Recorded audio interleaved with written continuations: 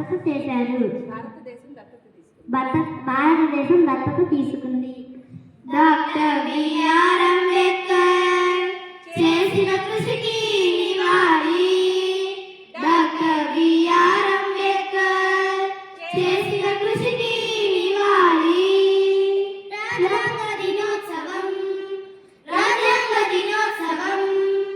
దీని లక్ష్యం ఏమిటంటే రాజ్యాంగ విలువలు ప్రోత్సహించడం, ప్రజలకు దీనిని వివరించడం.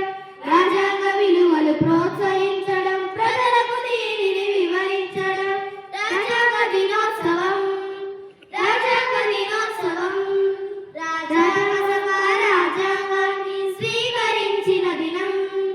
రాజ్యాంగ సభ రాజ్యాంగాన్ని స్వీకరించిన దినం. ఇంకా ఇతర పేర్లు కూడా ఉన్నాయి. సంవిధాన దివస్,